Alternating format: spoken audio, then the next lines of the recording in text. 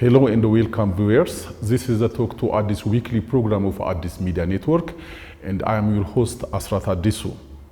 Our today's guest is Boru Shana, Deputy Chief Executive Officer of the Entrepreneurship Development Institute under the auspices of the Ministry of Labor and Skills. Welcome, Boru. Thank you very much for inviting me. Addis Media Network appreciates your presence and collaboration for this interview. Also, thank you again for inviting me on this special, important event. Shall we kick off by having your profile, like your academic background, your current job status, and the like? Okay, my name is Boru Shana, as you have rightly stated. I'm a Deputy CEO at Entrepreneurship Development Institute. I am a professional. My professional background, my qualification is development studies, master's degree in development studies. Most of my life, partly I've taught in academic institutions for a couple of years. My second question is going to be, last time in our interview session with the Chief Executive Officer, His Excellence Dr. Hassan Hussein, we just were given, a vivid clarification about the entrepreneurship. Yet, I will be very much interested to revise that section in order to join the other parts of the institute. Let's start with what entrepreneurship means. All right, entrepreneurship means a lot to many people. We have seen that some of the way we look at entrepreneurship is in some aspects, and we say it as a narrow view of entrepreneurship, and then there is a broader view of entrepreneurship. In the narrow view of entrepreneurship that we see that people use in this space is as if entrepreneurship is only about venture creation. It's only about setting up own company, running own company, and then that person is called entrepreneur. So entrepreneurship is a process and the methods through which people, individual, entrepreneurs or private sector entrepreneurs, or an individual within established an institution. It could be public institution, it could be corporate institution, it could be media itself. Any individual who take initiative and take the entrepreneurial methods and process in order to solve problem. Either it could be in the problem to solve community in which you live, or it could be to solve problem within an established institution. So the purpose of being entrepreneur is also different, the way we understand it. For example, in private sector, people who see opportunities around their local community. It could be underutilized resources, it could be problems, it could be unmet needs in the environment. And some people who have different traits, unique traits, who have passion to solve problems, could take an entrepreneurial opportunity and then bring a value creation project. And that is going to maybe a product or service that could solve that problem. So the private sector entrepreneurs are the ones who pursue problem-solving paths as an entrepreneur. Through sales of the product or services, they earn a profit. So the purpose is profit maximization for the private sector when we use entrepreneurial tool. In the public institution, we call entrepreneurship as a value creation. It's an entrepreneurial behavior for the purpose of creating value within existing public institution. It could be public, of course, it could be corporate institution as well. So it's not mainly for profit making for an existing institution, for individuals in the existing institution. Being entrepreneurial means to solve problems, to create value that could improve organizational competitiveness, that could create value, add value to improve the services that they provide to their clients. So we can say that in general terms, when we look at entrepreneurship in a more broader way, it is about value creation wherever you are. It could be by doing your own business. It could be within an existing institution. It's all about value creation. So that we can think of it as something very much related with the public, with the people. It's all about the people and the value. Exactly. It's about solving problems. It's about bringing certain new way of doing things. It's about, bringing some disruptive solutions. To delve into some other related topics, how could EDI, the Entrepreneurship Development Institute, disrupt the existing norm of the nation in general and the city in particular when it comes to these entrepreneurial activities? When we say how EDI disrupt, I could say that, I could take it, but partly one of our unique approach to bringing disruptive approach to problem solving for businesses, for institutions, for ecosystem is the tools, the methods, and the tools and methodologies that we use, and the interventions that we deploy are only the ones which can only add significant value to, the existing process, or to improve existing, procedure. So disruption by itself means it's about shaking the status quo. It's about thinking about the new, not being satisfied with the current, because if you stay there, you will become obsolete. So the ideal objective when we talk about disruption is if you stay put, if you don't constantly innovate. So when you say disruption, it's only done through innovation. Innovation is about significantly improving the way you are doing things now. If it is a product, it's about introducing a significantly improved version of your product, or it's about bringing certain new product that is not existing in the market.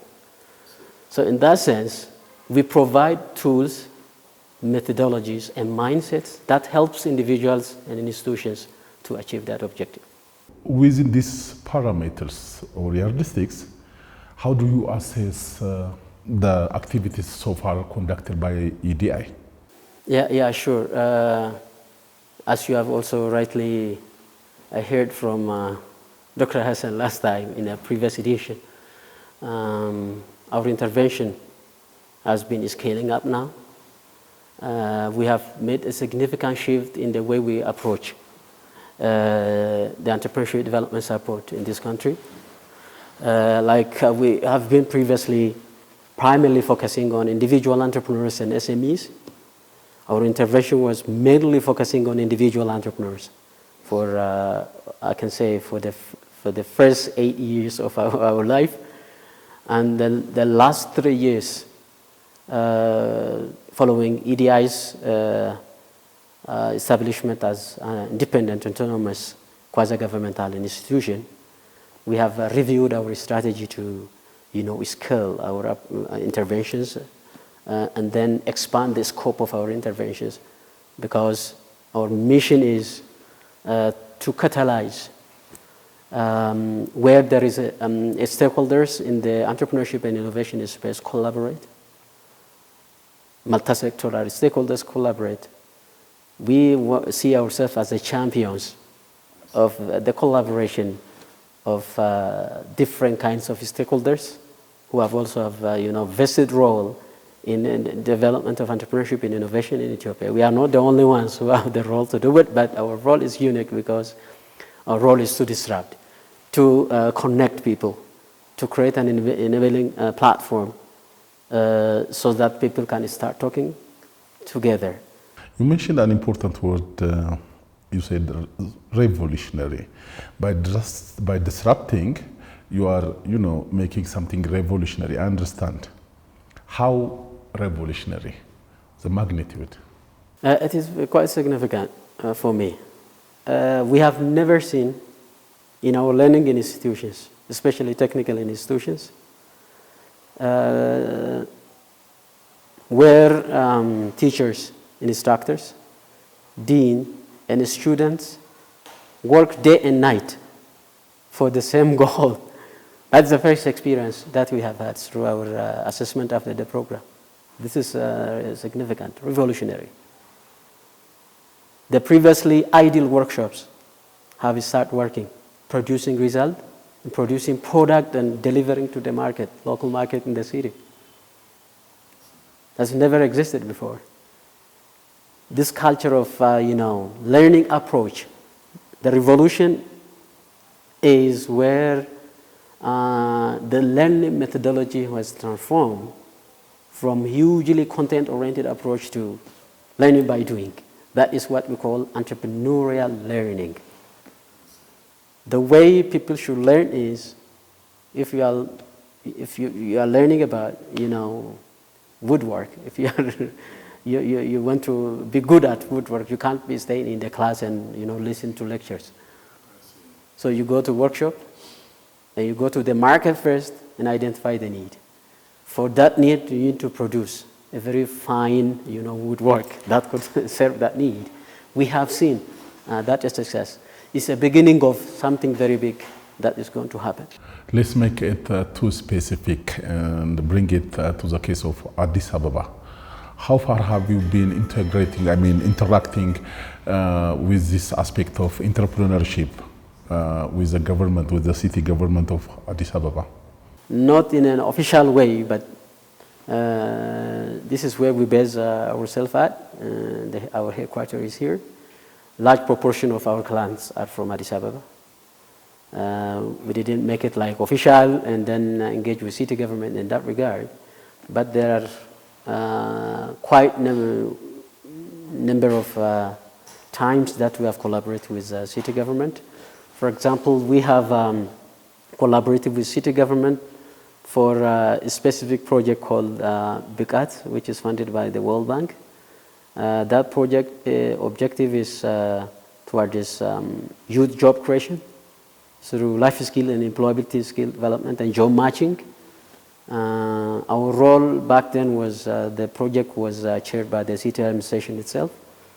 Top leadership was following that project. We have also produced a report for the outcome of the very successful program that spearheaded, our collaboration with the city. We were not the initial collaborators, but there were initial exercise where certain exercise was made, and then there was one was successful, and then one way or another they found us, and then our role was to train the trainers for them and assess and certify trainers within technical and vocational colleges in Addis Ababa. I can say around 300 TVET trainers was assessed and certified by EDI, and those trainers are trained around 40,000 youth in the city. So this is one of the significant example of collaboration. Following to that, we are now into the initial stage of collaboration with Addis Ababa Labor and Skill Bureau, especially in entrepreneurship and innovation. The program, which is set out by the city government, which is reaching around 500,000 employment opportunities for youth in the city. There is a report that there is huge, not only in the city, but in Ethiopia, huge youth unemployment rate. So the goal is through entrepreneurship and self-employment to reduce this unemployment rate in a very significant way. This is so. It's not. We have been gone too far in terms of collaborating with the city, which we have to self-assess ourselves. So this is a good beginning from my end. Yeah, I asked you because physically the headquarters of EDI is here in Addis, situated, and as you said, most of your clients are from Addis, and that makes you, get in touch with the city administration of Addis Ababa. So that's my reason just to ask you. So, what are your future plans to deal with the city administration? Yeah, this is a very good question. As I said earlier, we have to self-criticize We have to criticize ourselves for not going aggressive in collaboration with city government, because previously we were not autonomous institution. But now we have all the, backing from the government to work with government. Government is our big partner wherever we go to unlock this space. We think that entrepreneurship and innovation thrives in a city. Most successful ecosystems are city-based. And even the most successful entrepreneurship ecosystem, when I talk about that, the successful entrepreneurship ecosystem is measured by the number of entrepreneurs that the ecosystem produces. So our goal is to collaborate with the city government to produce, to midwife as many as, entrepreneurs as possible in the city, because city could only be dynamic when there is an entrepreneurial solution to the problems in the city. So name it, you have a lot of problems in this city. Think if you do have a lot of entrepreneurs in the city that will consume that problem and turn it into opportunity and create value. So our goal is for the city government to champion, a very well-coordinated effort towards creating as many successful startups, entrepreneurs, and innovating in the city. So this is what we aspire to do with the city government. Great. So my other aspect, which is related to the topics that we have been dealing, is sometimes, I myself, and I hear sometimes others also talk about what is the clear distinction and the similarity between entrepreneurship and the so-called startups. I hear always startups. And what makes them similar and what makes them differ from each other? A startup is a part of an entrepreneurial journey. Entrepreneurship, as I've said, is a process, methods, and tools, or mindset to solve problem, see opportunity, and turn them into wealth. And a startup is a person, the stage, the entrepreneurial stage, when you have, developed your entrepreneurial solution and concept, is a process of thinking to well-established company. So a startup is, there is what we call the entrepreneurial life cycle.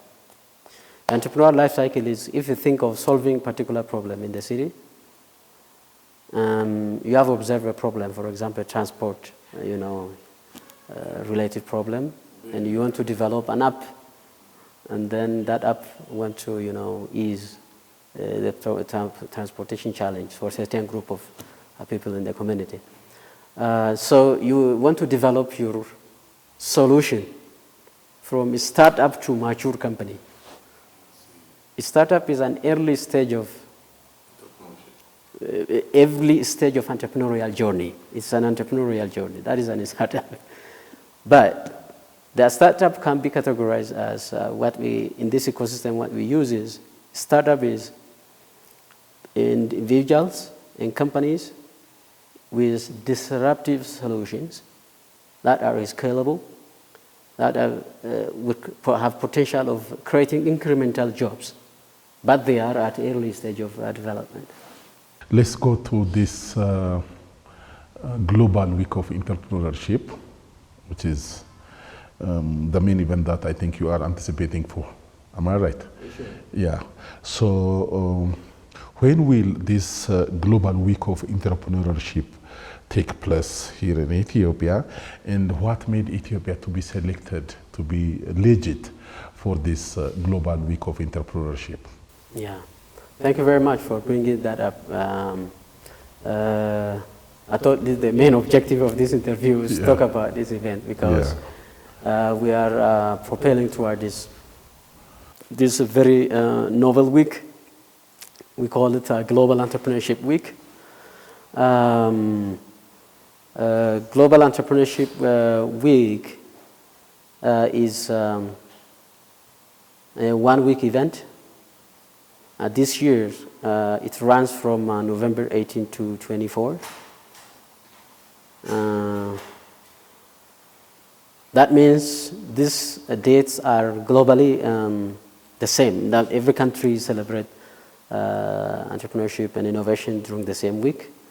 Over 180 countries join hands in celebrating this week. Over 180 countries around the world. So EDI was the one who championed to host Global Entrepreneurship Week for Ethiopia. There was no specific selection criteria, but the opportunity was there. EDI took initiative to host to all, because we work with the United Nations Conference on Trade and Development, and our program has been partly funded by UNDP. And then the program we implement, there is a network called Global Entrepreneurship Network. So the program we implement in Ethiopia is hosted by EDI. We are implementing that program that we are implementing with the United Nations Conference on Trade and Development. Through UNTAD, we have been connected to Global Entrepreneurship Network. So as a UN member state, Ethiopia is also eligible to require someone who take initiative. So this is the way we get into this event. Just being on today, how could you elaborate the content of the week? How would the week proceed? Hosting GEW for 9 consecutive years. It's going to be now the 10th year in a row. This is something to celebrate. Kudos. Kudos, yeah, kudos. The main purpose of Global Entrepreneurship Week is it is the week in which we celebrate and promote entrepreneurs, innovators, and problem solvers. We need to cheer up about people who are courageous enough to solve the problems amid a bunch of people who sit back and complain about their situation. Yeah. Externalizing. Dared to do so. Exactly. Yeah. While the solution is at disposal, one of the overwhelming mindsets that we have in the larger segment of population is large number of people tend to externalize, lack of taking initiative to solve their own problems. But we have courageous people, daring people to look around. And it's a very challenging process, an entrepreneurial process is. Those people deserve to be promoted. We need to celebrate the outcome that have been made by these people. We have to recognize these people who innovate and solve problems. Not only this, we need to also promote that entrepreneurship will not be limited to a very specific group of people. If we believe that entrepreneurship is a method and tools to solve our problems toward this, achieving prosperous Ethiopia, we need to expand our reach and inclusivity toward this every segment of population. Could it be startups or youth, women, people with special needs and disabilities, and then the rural community, the urban community, so not leaving anyone behind. So this year, what makes it peculiar is entrepreneurship is, the motto itself is, entrepreneurship is for everyone. Yes, yes. Entrepreneurship is for everyone means everyone is deserved to be included in the country's national economic development effort. Every sector of the economy, every segment of the population, individuals should not be left behind when we use a lock mindset to solve problems. That is the way we tap into the unlimited potentials that we have, the people. So this is it. The main activities that happen during the week will be along this objective. We will going to run, multiple activities that will happen during the week at the federal level and at regional level as well. Most of our activities are aligned with the Global Entrepreneurship Week theme and framework, that entrepreneurship is for everyone, that is inclusion and inclusivity, and using every segment of population for their contribution to national economic development. So our activities could be targeting, conducting events and workshops that bring together players in the ecosystem, policymakers, entrepreneurs, startups, SMEs, financial service providers, that means banks and microfinance institutions, digital service finance providers, and corporate venture capitalists, all who have, role and stake in cultivating entrepreneurial capabilities in the country will come together and discuss on the challenge that we have, barriers that we have to remove for the successful startups, and the creation of more entrepreneurs in this space, because we have huge backlog in terms of creating entrepreneurs. So we have lack of entrepreneurs is hampering the economy. So how can we create an enabling environment? So those discussions and events will happen. Competitions and recognitions for successful startups, for successful SMEs, for institutions who have been providing support to entrepreneurs will be recognized. Panel discussions, conferences will be hosted with different types of partners and stakeholders. My final question, my last but not the least question, is going to be, what should people do to be entrepreneurs? That's why EDI is here. Everybody can be an entrepreneur. But which type of entrepreneur can I be is different. I can be an entrepreneur, setting up my company and become, wealthy, running my own company. I can be an entrepreneur, being an established institution, producing, transforming a value creation project within an institution to transform the institution itself. I can be an entrepreneur as a leader to bring in disruptive strategies and leadership approaches that can bring people together and create a thriving ecosystem.